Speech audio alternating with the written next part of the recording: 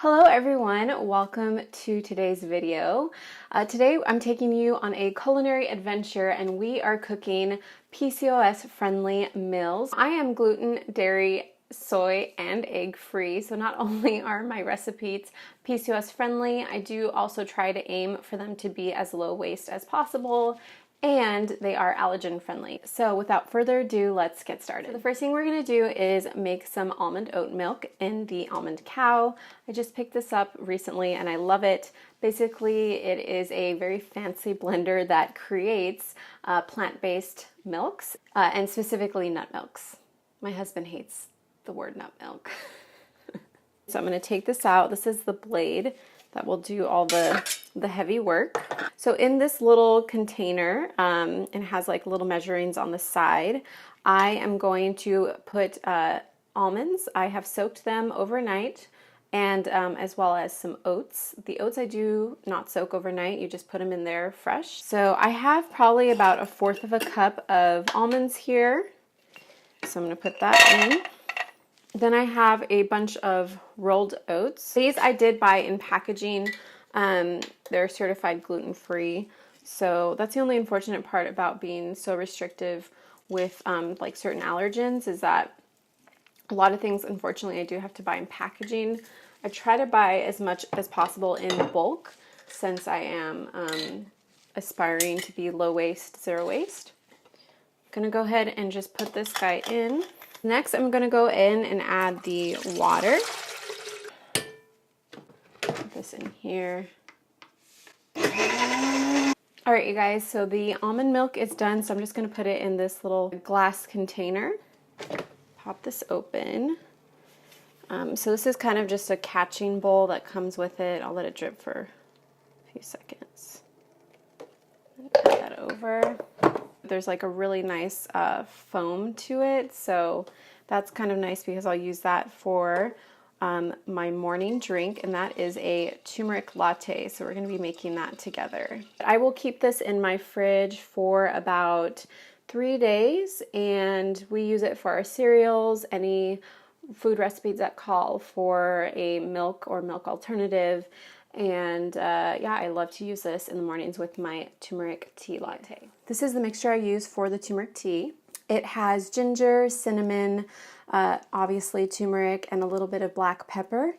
And I'll go ahead and take a heaping teaspoon of this and combine it with the almond milk that I just made. So the reasons that I love turmeric is because it is a highly anti-inflammatory herb, and it's actually known for its medicinal properties in India. In different case studies, it's been found that women with PCOS actually have low-grade inflammation throughout the body, and so one of the key ways to manage your PCOS and really reduce symptoms is to bring that inflammation down. So this is why I have incorporated a turmeric tea latte every single morning I drink it. I always drink it with a plant-based milk, and I always sweeten it with a natural sweetener. Something like maple syrup would be okay. With PCOS, don't forget you're also dealing with insulin resistance, so you do want to make sure that your sugar consumption is to an absolute minimum. I'm guilty of consuming probably too much sugar sometimes, but I like to use raw organic honey that is locally sourced from my farmer's market. So all you gotta do is whisk the latte together. All right, I think this wonderful little concoction is ready. Let me grab a clean teacup. Okay. All I like to do is just drop it into my mug. After I've made the turmeric tea, I just like to put on a little bit of the foam that the Almond Cow makes. So it's a nice foamy turmeric tea latte. I just have my Bill's Bees wildflower honey, and I'm gonna do a very small amount. This is actually my daughter's spoon. It's probably less than a teaspoon. I would say 1/2 of a teaspoon of honey. Perfect, perfect.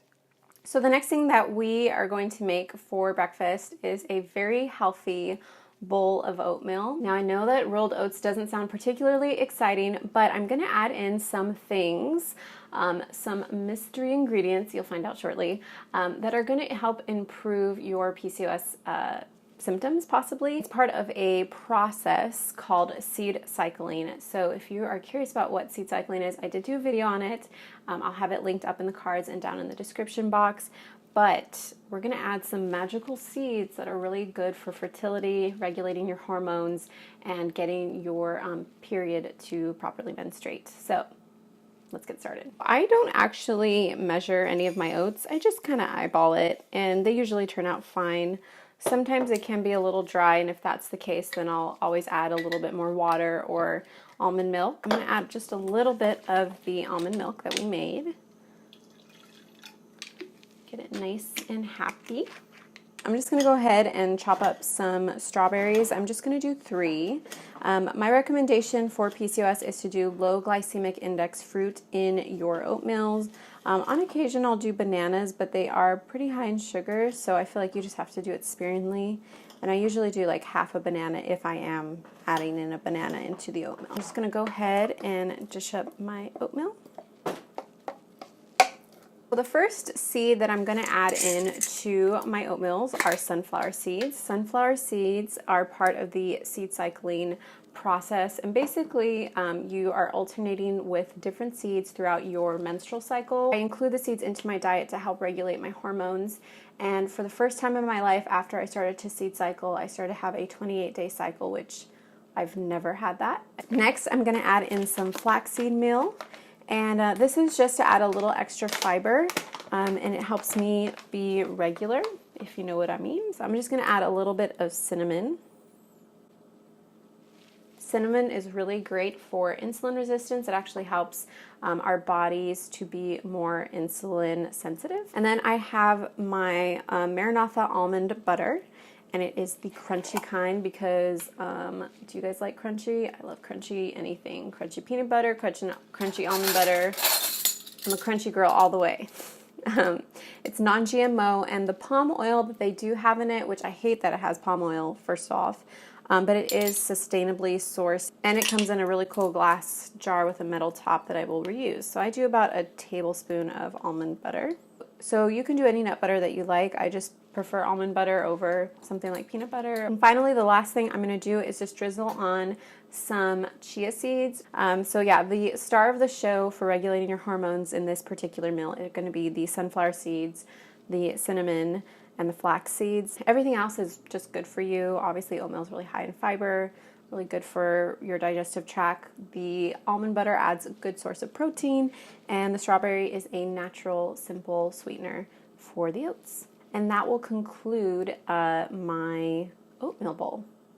Yay! All right, so it is now lunchtime. As you can see, I have a little helper. My toddler is joining us. For lunch, I'm going to be making a delicious tuna salad. Like I've mentioned, I am egg-free, so it's going to be without mayonnaise, but I'm going to show you a really good, delicious dressing that I made one day, just kind of experimenting, and it is like mouth-wateringly good. We're gonna start off with some green onions. I have some organic cherry tomatoes. I'm gonna dice those. I have 1 lemon, some parsley. This is just to top the salad with for a little like herb flavor.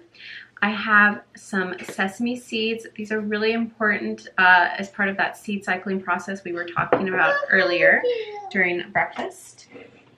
And then I have some baby spinach.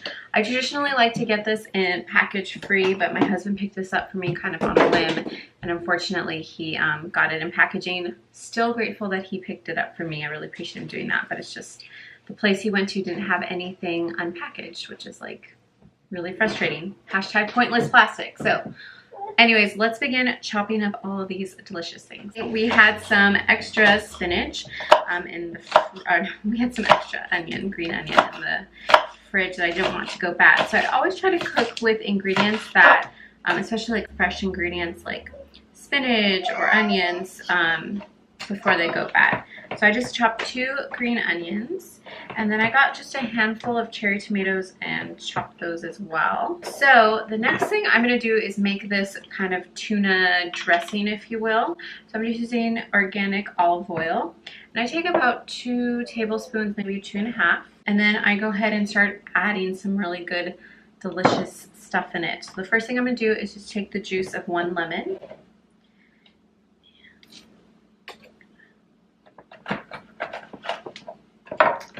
Got my little juicer here. And I'll just go ahead and add that in. I'm going to just do half a lemon for now, and then I'll taste test it and kind of see if I need to add more in. So the next thing I'm going to add in is some nutritional yeast. This is really great if you want kind of like a cheesy flavor without cheese. And it's high in vitamin B. So I'm going to get some chili flakes. I love these just because I love a little bit of spice.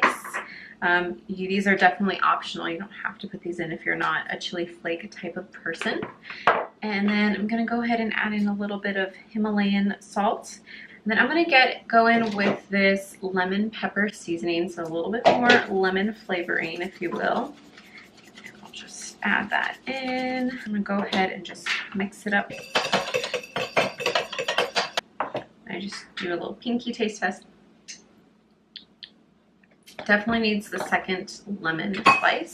Go ahead and add that in.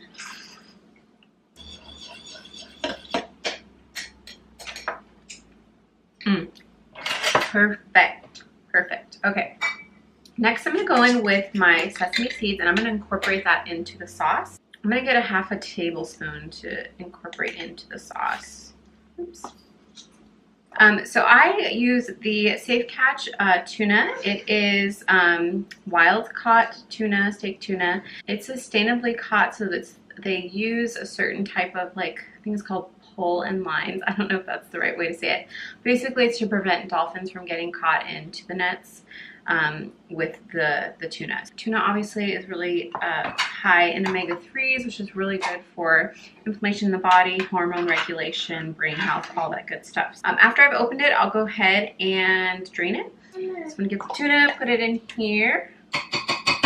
And then the next thing I'm going to do is get that wonderful dressing that we just made, and I'm going to pour that into the tuna. I do about half of the dressing into the tuna, and then I'll do the rest of the dressing on top of the spinach leaves. So I'm just mixing in the dressing in with the tuna, almost kind of creating like a marinade for the tuna.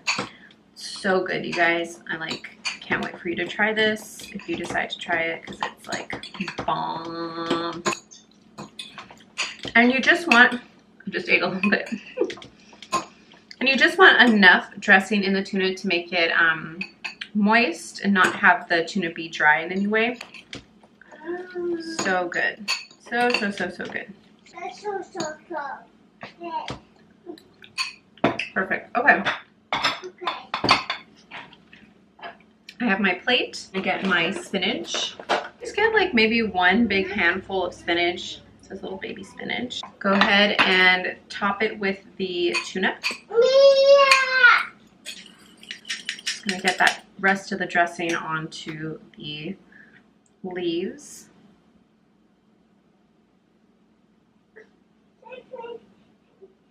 Then I'm gonna go ahead and add in all those beautiful red tomatoes and green onion.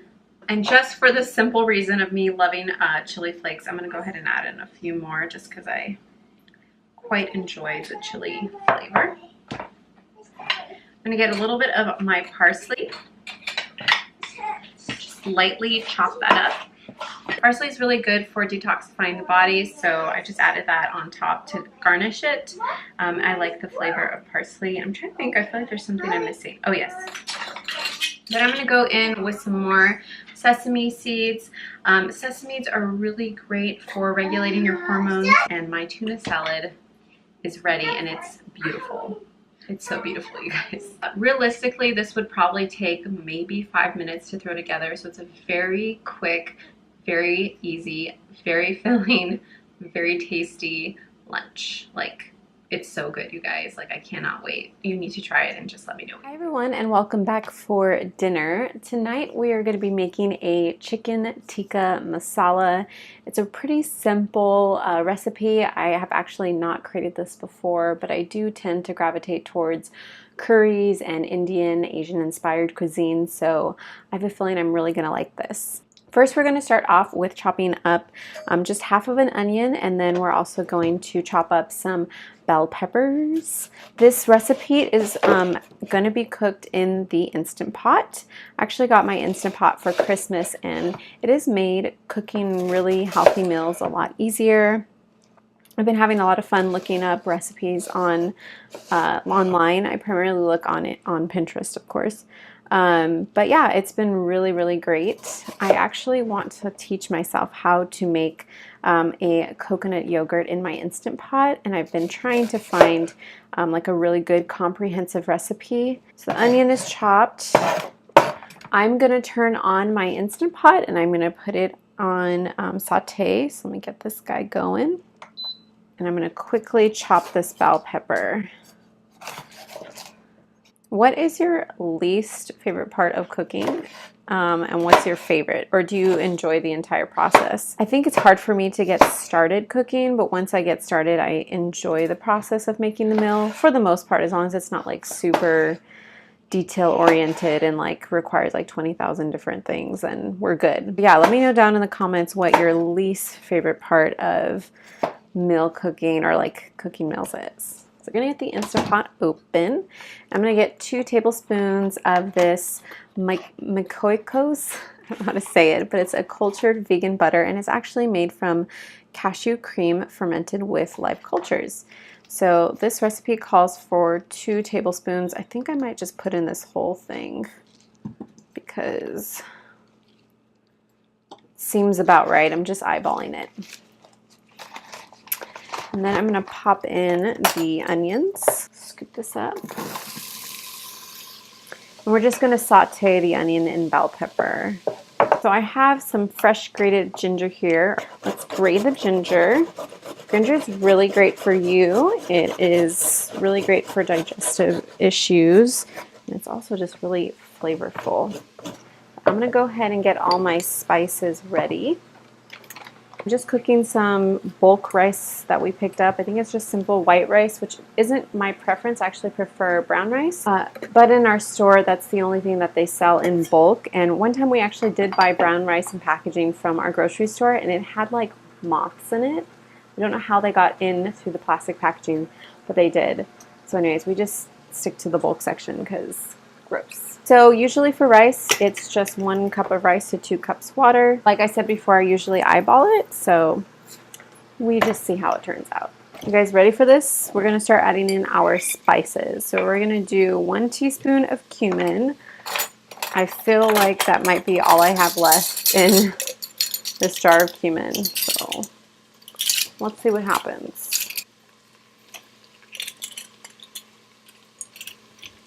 I'm going to add in that fresh ginger I just grated. Go ahead and start stirring that up. Next, I'm going to add in 2 teaspoons of what's called garam masala. I don't actually know if I'm pronouncing that correctly. If you happen to know the correct pronunciation, let me know. But yeah, I'm just going to add in 2 of these. 1.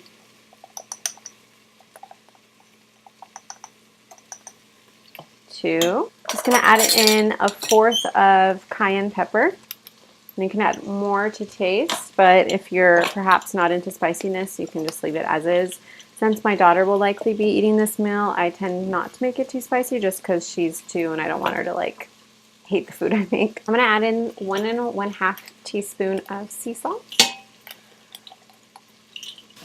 Woohoo! Ooh, that is looking good.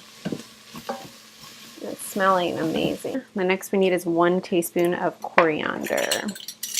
So the thing I love about Indian food is all the different herbs that it incorporates into each dish. I feel like herbs can really have powerful medicinal properties, and actually recently I was reading a book called Anti-Cancer, and it talked about the amazing properties of turmeric, which I've mentioned briefly earlier with my turmeric latte spiel. But specifically relating to cancer, what they found is that in India, people who normally consume, I would say, half a teaspoon of turmeric in their daily diet, they show that they had a fifth less of all the common cancers that are most common in Western societies, like breast cancer, colon cancer. And I think they did case studies on turmeric and specifically the compound curcumin inside of it, and found that it had these amazing medicinal properties that basically helped people combat cancer. So that's why I love turmeric so much. And for this recipe, it calls for 1 teaspoon of turmeric. So we're going to go ahead and add that in. Great. All my spices have been added in. My veggies have been nicely sauteed, and I'm going to go in next with the organic coconut milk. This is by a brand called Native Forest, and it is USDA organic, non-GMO certified, and it's a non-BPA can. I picked this up off of Vitacost. It is a pantry staple. I always make sure that we are supplied with this because we use it so often in our cooking.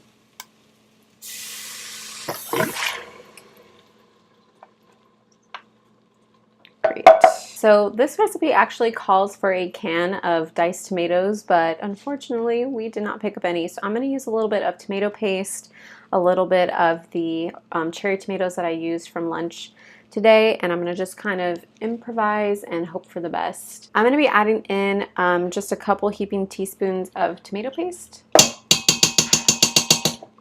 So I'm actually going to add in a couple of ice cubes of frozen, I think it's vegetable broth that I have in here.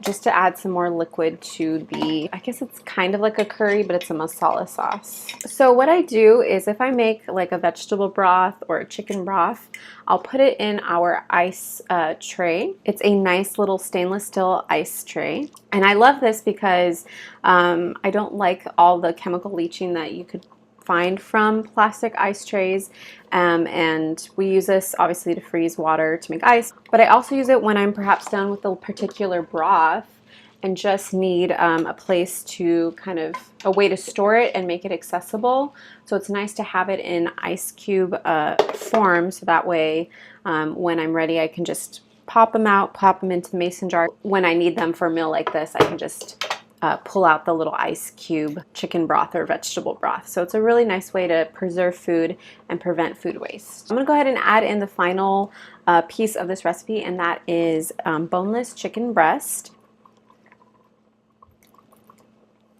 I'm going to pressure cook this for 15 minutes. All right, you guys, so dinner is done cooking. Woohoo! Ooh, that looks so good. Go ahead, give that a nice little stir. So I'm gonna get myself a bowl. I'm gonna dish myself up a little bit of this, and you guys are gonna see just how beautiful and tasty this looks. Thank you so much for joining me for a very long PCOS friendly cook with me day. I hope you enjoyed it. I hope you were inspired, and I hope you try some of these recipes because they're super good. What, baby? Oh, okay. If you are new to my channel, my name's Lynette, and I make videos on sustainable living, low-waste living, and PCOS and minimalism. So if any of that sounds interesting to you, please subscribe. I'd love to have you. I'll catch you in the next one. Bye. Can you say bye? Bye.